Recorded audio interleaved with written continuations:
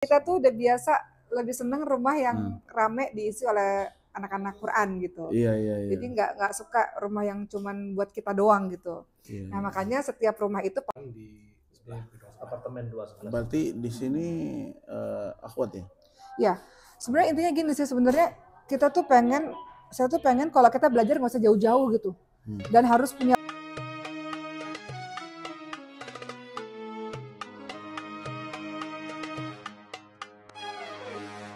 Boleh ya? Bismillahirrahmanirrahim. Assalamualaikum warahmatullahi wabarakatuh. Waalaikumsalam. Selamat malam yang sudah malam dan selamat pagi yang masih pagi.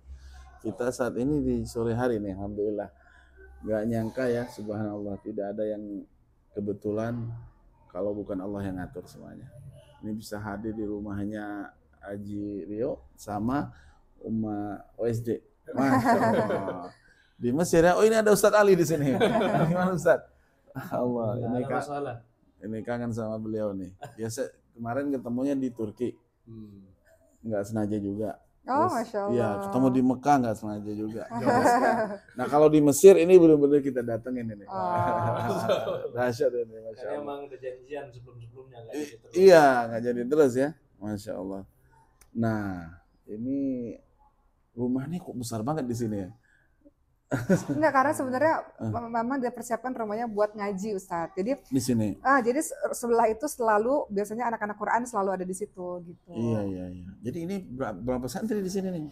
Kenapa? Berapa santri di sini? Jadi nggak tahu ya, kita tuh kebiasaan hidup kita tuh sama rame orang. Rame orang ya. Maksudnya rame-rame. Jakarta juga sama ya. Iya sama. Jadi kayak juga sama, ya? Rumah kita tuh udah biasa lebih seneng rumah yang rame diisi oleh anak-anak Quran gitu. Iya. Jadi nggak suka rumah yang cuman buat kita doang gitu. Iya. Nah makanya setiap rumah itu pasti selalu sama sebenarnya.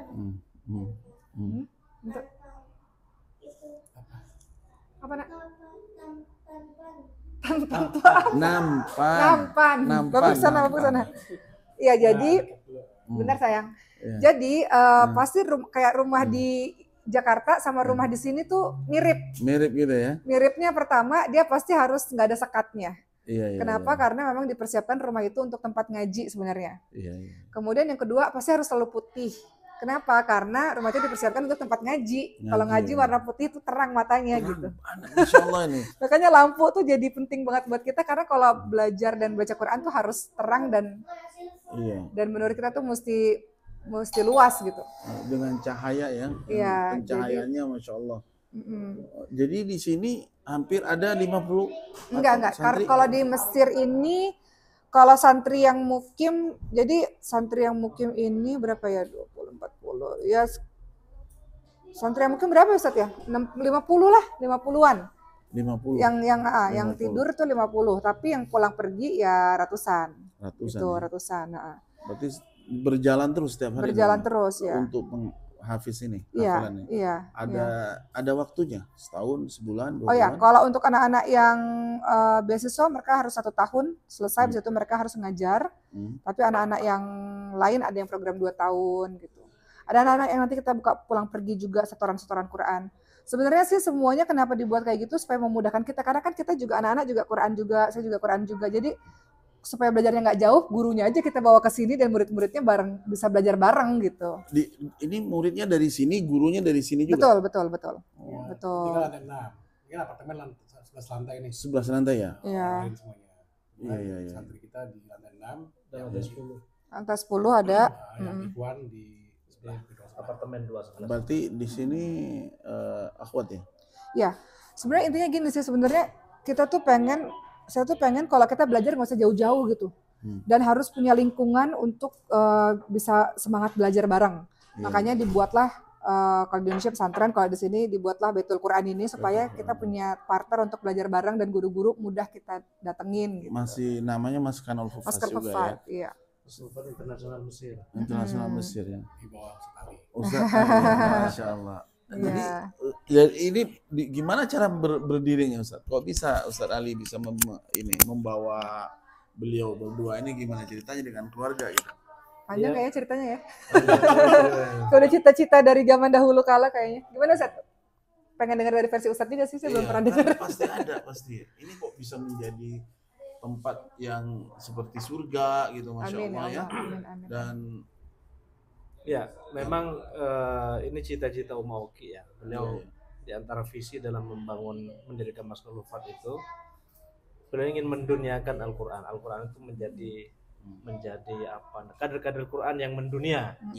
Nah, makanya kemudian tentunya setelah kemudian di Bintaro didirikan, tentu setelah itu tugasnya adalah bagaimana kita mengkader kader-kader Quran ini yang memiliki kemampuan dakwah internasional. Ya. Tadinya program kita tuh anak-anak kita yang dari sana kita bawa ke sini. Nah, akhirnya Uki sekitar 3 tahun yang lalu dengan tim itu datang ke sini untuk survei langsung. Tapi pikiran beliau langsung berubah. Kalau begitu kita bikin saja di sini. Dan akhirnya alhamdulillah terwujud 2 tahun yang lalu, Mbak ya. Kita resmikan seperti itu. Masya Allah ya. Dan setelah 2 tahun kemudian akhirnya beliau pindah ke sini. Pindah ke sini ya, Masya Allah. Ya sering sih kita ngelihat apa jalan kaki itu kemana? itu hari-hari pertama kuliah aja Ustaz. Gitu, buat tiap saat itu. Gitu. Dari sini ke kampus tuh 2,5 kilo Ustaz. 2,5. Dekat sekali. Kayak tawaf sih sebenarnya. 2,5 kilo. Ini lurus atau seberang atau di Ke sana. Oh, ke sana ya? Kanan lurus nyampe udah. Lurus aja. Nanti kita kelewat. Nanti kelewat di situ ya. Masya Allah, senang juga. Oh iya nih. Jadi kayak emang kalau orang yang menjalankan mungkin nggak seberapa ya, tapi orang yang menonton itu termotivasi banget gitu. Banyak yang termotivasi untuk jalan kaki, termotivasi untuk belajar Ustaz. Untuk belajar. Maksudnya kok bisa pindah ke Mesir. Teman-teman Anda bilang, kok Rio nggak temenin kuliah? Karena temenin jalan kaki ke kampus. Kapan abang temenin? Belum pernah. Kok Bang Rio nggak temenin jalan kaki? Oh iya. Kan kaki paling awal-awal aja. Iya sih. Tapi memang semangat beliau menginspirasi banyak orang. Banyak orang benar. Itu dengan apa memposting, nge-share di Instagram dan yang lain-lain dan TikTok mungkin ya. Jadi orang menjadi semangat gitu. Oh ya, berarti gini masih bisa kita nih. Jadi orang yang belajar itu nggak harus dengan umur. Enggak sih Ustaz. Nggak ada batas umur kan? Kayak di Azhar itu di kelas saya tuh yang 40 tahun, 50 tahun yang udah kelar sampai S3 juga ada. Ada ya. Jadi dan menariknya satu kelas Ustaz itu saya sekelas sama muridnya Mas Kalhufat. Muridnya Mas Kalhufat. Jadi beliau belajar di Indonesia, belajar di pesantren di Indonesia. Saya sekelas sama beliau sekarang. Jadi nggak ada kata terlambat atau nggak ada kata umur sekian, enggak gitu. Jadi kita sama-sama, namanya pelajar ya kita sama-sama bareng-bareng gitu. Dan tidak ada senior junior. Nggak ada senior junior dalam menuntut ilmu, nggak ada. Nah boleh nggak nanya masalah? Dan nggak boleh ada rasa malu dalam menuntut ilmu, nggak boleh ada rasa gengsi dalam menuntut ilmu. Gitu. Terus ini kan keluarga ya, maksudnya izin tinggalnya bagaimana kalau di sini lebih mudah atau? Karena pakai visa pelajar kan. Kan udah jadi pelajar, jadi pakai visa pelajar. Anak-anak juga belajar. Iya sama kan. Mereka visanya mandiri anak-anak. Ya. Jadi mereka visa pelajar masing-masing. Berarti kalau misalnya istri pelajar bisa bawa suami? Bisa. Dengan anak juga? Bisa. Anak yang kecil, yang nggak sekolah. Ya. Tapi kalau anak ada sekolah dia mandiri visanya. Mandiri visanya. Ya. Nah itu gimana prosesnya? Boleh nggak bocorannya ini gimana cerita? Lumayan ribet sih. Tapi pastinya ribet kan? Ya. Ada yang ngurusin. Ada yang ngurusin. Bukan Ustaz Ali tapi. Bukan. Karena lama dia. Iya. Orang ini pada penasaran. Beliau ngurusin juga bisa. Bisa ya. Bisa. Ya jangan Ustaz Ali lah ngurusin. Ustaz Ali udah banyak kewajiban dan tanggung jawab dan tugas dan sebagainya. Jadi kita bagi-bagi tugas. Tapi mudah gitu atau gimana? Sebenarnya mikirnya tuh bukan visa pelajar dulu, yang penting lolos ujiannya dulu. Nanti kan kalau udah lolos ujian dan lolos masuk kampusnya kan otomatis kita akan dapat visanya kan. Iya. Jadi konsentrasinya bukan gimana caranya dapat visa pelajar, lebih konsentrasinya ke awalnya tuh gimana caranya bisa lulus ujiannya dulu aja gitu. Makanya persiapannya berapa ya? 2 tahun 3 tahun ya persiapan untuk masuk Azhar itu 2 tahun kali ya? 2 tahun. 2 tahun. Sekarang kan 2 tahun masa lepas buat kan Oki udah mulai. Iya. Dulu kan pernah nanya juga mau tinggal di Arab Saudi seperti apa gitu. Tadinya kan mau sudah kami jelaskan kan benar. Begini berarti ternyata yang dipilih Mesir. Tadinya emang berencana apa tinggal di Mekah atau di Madinah. Pokoknya intinya tempat belajar. Karena kan ibu sakit kan kemarin. Iya. Alhamdulillah ibu sembuh. Balik lagi ke Mesir. Cuman kayaknya Ustadz, maaf ya Ustadz, saya ngerasa tempat belajar tuh menurut saya ya, kan orang beda-beda ya. Tapi menurut saya tempat belajar tuh memang Mesir sih. Mesir ya. Mesir menurut saya ya. Iya.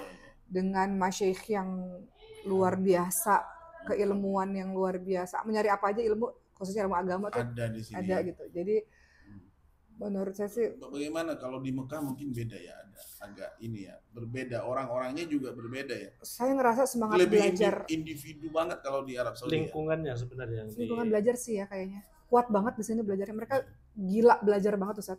Saya yang udah gila belajar di Indonesia itu kayak nggak ada apa-apanya di sini. Di sini ya. Nah, apa ya, dari segi kan Azhar itu kan anak saya tuh si Maryam kelas 4 SD. Dia pulang sekolah jam 4 sampai jam 6 harus Quran. Karena satu hari itu harus satu lembar Ustaz. Iya. Satu lembar Quran untuk kelas 4 SD 2 halaman loh. 2 halaman ya. Per hari, bayangin. Kemudian dia harus bimbel karena tiap hari ada PR. Ada PR, betul. Tiap hari ada PR. Iya. Nah, itu saya ngerasa awal-awal sih shock ya, lumayan shock. Maksudnya gaya belajarnya ngeri juga ya di sini gitu. Khususnya Azhar ya. Ngeri juga di sini gitu. Berarti harus ada. Pasti harus ada guru bimbel. Ada guru kan. Guru private. Iya. Termasuk saya. Iya, benar. Iya, ada guru gitu. Tuh. Jadi di Mekah juga sama. Sama ya Ustaz. Sama. Saya ngerasa agak beda. Sama. Iya kan? Kayak Di Mekah kan. Tapi gurunya orang Mesir juga. iya. Orang Mesir di mana-mana emang luar biasa. Ya kan Mesir kan? Mesir tuh kayaknya Jadi suaminya guru sultan, istrinya guru Ittisam. Masya Allah. Iya, yang cowok ke cowok. kayak cewek Mesir cewek. tuh kayak mereka tuh punya kepribadian yang kuat belajar gitu. Saya ngerasanya ya. Iya. Orang-orang Kalau Mesir. buat belajar, kalau di Mekah kan buat orang buat umroh ibadah. Umroh dan gitu. ibadah, iya. Kalau kita lihat kan kayak di Saudi tuh kayak insinyur-insinyur, dokter-dokter itu kan dari Mesir kan. Dari Mesir juga. Iya kan? Jadi kayak Mesir tuh kayak Dokternya, emang orang-orang iya, menurut saya tempat orang hebat ilmu, sih. Tempat ilmu memang ya. Lebih hidup jauh. Lebih hidup jauh. Nah, kan, ya. Tapi saya menangkap pesan menarik sebenarnya dari yang Uma sampaikan tadi, Iya. bahwa betapapun Mesir ini memberikan kemudahan menuntut ilmu, itu lagi-lagi kesuksesan tergantung kepada kesungguhan. Kesungguhan Iya, kita sih. ya. Makanya Uma bilang di sini luar biasa, orang bersungguh-sungguh dalam mencari ilmu itu luar biasa. Memang banyak para ulama di sini, tapi kalau kesungguhan itu tidak ada. Iya, Kalau betul. kita lihat Uma sampai malam masih bimbel, anak-anak sampai sekarang masih bimbel. Iya, gitu iya kan. sih. Makanya ini pesan juga buat teman-teman mahasiswa yang lain yang nonton kita hari ini, Iya. gitu kan, supaya bersungguh-sungguh. Iya sih. Jadi nggak otomatis begitu ke Benar Azhar sih. kemudian jadi orang hebat tuh nggak otomatis. Betul. Sampai profesor kira-kira. Mau, insya Allah. Mau ya? Mau, Ustaz. Insya Allah. Saya Kalau nggak dia tahu. persiapan dengan rumahnya ini dahsyat, ini nggak main-main ini. Saya pengen sampai dokter, insya Allah ya. Insya Allah Amin ya. ya. Pengen. Amin ya. Saya awalnya nggak percaya, Bang. Hmm. Begitu beliau menyampaikan saya mau kuliah di Mesir, Ustaz. Yang benar rumah. Serius ini. Jangan Ustadz, suaminya nggak percaya. Jangankan suami. Apa ini satu lagi, Yang- SMA dulu waktu itu, SMA dulu deh gitu. Iya. Untuk bahasanya kan harus ini ya levelnya Iya, iya. apa? Betul. Saya nggak masalah kayak ngulang lagi dari SMA lagi Nah, kan sini iya, ada iya, SMA. enggak. Kayaknya tahun lalu itu dari bagian dari usaha beliau. Iya. Kita datang ke Cairo University, kita Iya. datang kemana-mana untuk mencari. Kampus. Pokoknya saya belajar di Mesir. Tapi kalau bisa di Al Azhar itu jauh lebih baik. Iya, Allah betul. bukakan jalan ke Al Azhar, sekarang bisa di Al Tapi Azhar. kan kalau ngelihat dari tutorial perjalanannya kan banyak tuh ketemu ini ketemu itu gitu ya. Iya. Kan kita ngikutin terus tuh. Oh ini apa ada nanti Ustadz Ali juga pernah ngelihat ketemu dengan siapa gitu di sini. Nah itu gimana aja itu proses awalnya Ustadz? Prosesnya panjang sekali. Panjang ya. Panjang sekali. Kalau dibuka proses itu memang makanya saya salut, beliau tuh pantang menyerah. Terus terang sampai sekarang pun masih banyak teman-teman yang nanya itu oke bener tuh kuliah di Mesir. Beneran. Sudah 2 doktor di Indonesia masih S1 lagi. Iya beneran. Iya. Di Madinah juga nggak mudah kan untuk mendaftar minimal setahun sampai 2 tahun baru diterima. Nunggunya ya, Iya. masya Allah, masya Allah. Malah juga teman-teman yang banyak yang ditolak. Bukan nggak mau kuliah sih, tapi memang nggak mungkin Iya. belum. Yang sering beliau sampaikan itu, Iya. saya masih yakin saat bahwa tidak ada kata tidak mungkin. Ya, Satu ya. hal. Masya Allah. Makanya kita Insya Allah. menemukan jalan buntu di sini, pasti Hari ada ini. jalan kata beliau. Akhirnya alhamdulillah sekarang Allah kabulkan. Bukan. Itu. Apa yang mau disampaikan ke orang Indonesia? Pesan papa saya aja ya. Iya. almarhum papa saya itu Allahumma fir lahu warhamhu wa'afihi wa'anhu amin amin rabbil alamin. Papa tuh selalu bilang jangan kalah sebelum berperang. Apa itu maksudnya? Ketika kamu sudah mau sesuatu, jangan pernah menyerah sebelum mencoba semaksimal yang kamu bisa. Jadi berjuang sampai titik darah penghabisan, berdoa sampai titik darah penghabisan, tawakal ala Allah. Jadi nggak boleh di mulut ini bilang saya nggak bisa, saya nggak mampu, saya bodoh, itu nggak mungkin, itu nggak boleh. Kalimat-kalimat negatif itu nggak boleh. Yang keluar dari mulut kita adalah saya akan coba, saya berusaha, insya Allah bisa dengan pertolongan dari Allah. Semua kalimat-kalimat itu akan membuat seluruh energi kita akan mengarah ke situ dan menjadi wajadah. Itu yang saya rasain sejauh ini sih. Apa yang dimulai harus diselesaikan. Jadi nggak boleh ngerjain segala sesuatu setengah-setengah. Gitu. Itu pesan Papa juga. Masya Allah, tabarakallah. Keren, dahsyat ya. Ya intinya gini ya, orang ada ini sih, kalau nggak perlu orang ya, maksudnya kita sendiri juga mikir gitu. Kan kalau di Indonesia ini banyak acaranya, padat banget di TV, di ini, di offline, online, apa segala. Betul, apa mungkin bisa dihandle dari sini? Iya. Bisa juga ya? Iya. Alhamdulillah juga ada juga. Mundur ke belakang buat maju lebih depan. Oke, mantap. Alhamdulillah sekarang Mesir tuh alhamdulillah masya Allah. Secara pekerjaan kita kan jualan kan. Iya. Kita bisa TikTok live itu dari Mesir. Kemudian di Indonesia misalnya kayak saya kerja endorse dan segala macam gitu. Di sini kan bisa just tip juga. Jadi barang-barang endorse itu dengan sangat mudah bisa dibawa ke sini dan pekerjaan itu tetap berjalan seperti biasa. Gitu. Jadi alhamdulillah sampai hari ini cukup alhamdulillah. Untuk dakwah-dakwah ya online masih berjalan seperti biasa. Tapi pas libur panjang gimana bisa ke Jakarta? Bisa juga ya. Dan bisnis juga bisa dihandle sama Iya, beliau kan pulang pergi ya. Masya Allah. Ini mungkin sulit untuk tinggal bersama di sini atau mungkin banyak kerjaan di sana ya. Beliau sering bolak-balik sih, kan harus kontrol. Kan banyak bisnis di Jakarta kan nggak mungkin ditinggal. Iya, harus dikontrol dulu. Karena kalau nggak dikontrol kan takutnya nggak ada ruginya kan. Apalagi baru kita bawa bisnis kaligrafi kan baru buka ya. TK juga baru buka gitu kan. Mudah-mudahan di sini bisa buka restoran di bawah ya. Barang antum lah kan bisa. Boleh juga. Barang antum udah chef koki. Sekarang kan zamannya kolaborasi. Nanti insya Allah bagaimana caranya ininya. Kalau ada ke Jakarta ini ada ngurus. Ini termasuk imaroh yang strategis dan favorit. Iya, jalannya dasar banget. Dan yang tinggal di gedung ini organisasi-organisasi yang kuat lah. Berkualitas lah. Karena di kampus Akhwat sebenarnya urus di Ikhwan. Iya betul, dekat.